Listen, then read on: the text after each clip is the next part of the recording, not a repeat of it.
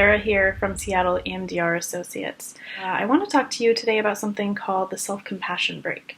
It's a tool that I use with all of my clients, and I also teach to all my employees and pretty much everybody that I know.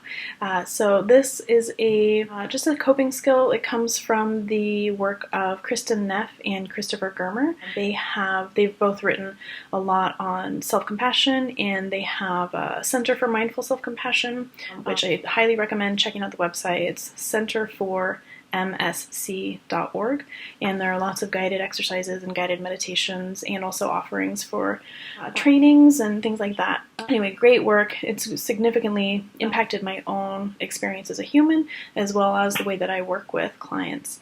So anyway, the self-compassion break I think can be useful to us most times, but especially right now as we're in the middle of this pandemic, which you might be watching this sometime in the future and think maybe fondly back to this pandemic, or maybe you'll be just so grateful to be out of it, or maybe you're watching this while we're still smack in the middle of it. The self-compassion break, it has 3 steps, and it really is just a way for us to shift our sort of relationship to ourselves in the moment.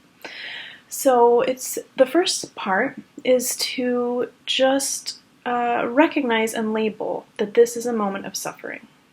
So you might say, "Whew, this is a moment of suffering." Or you might say, "This blows right now." Or just like, "This is really tough." Whatever feels right to you, to just notice and label, like, this is hard.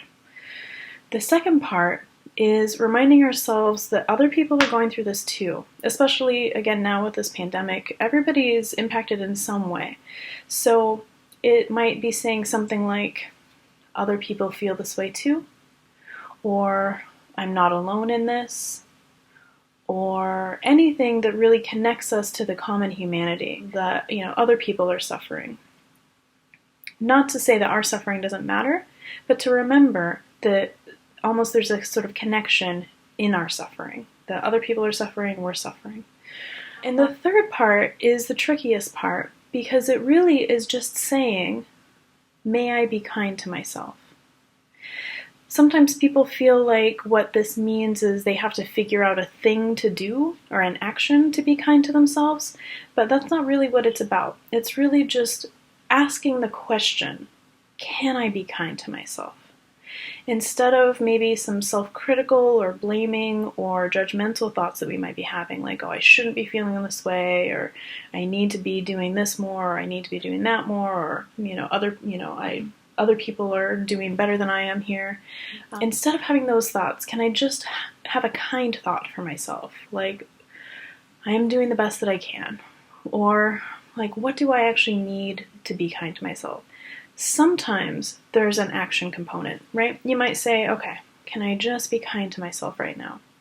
And then the next thought might be like, "Yeah, I think I need to just get away from my desk and go for a walk." Or, "I think that I'm done with work for the day." Or, something that's like self-care oriented. Maybe I need to call a friend, or, something like that. So again, there's not always an action component. There might be, but it's really more about the sort of shift from like, I'm pissed at myself for having a hard time, to feeling more like, okay, like can I be kind to myself here? So anyway, that's basically it.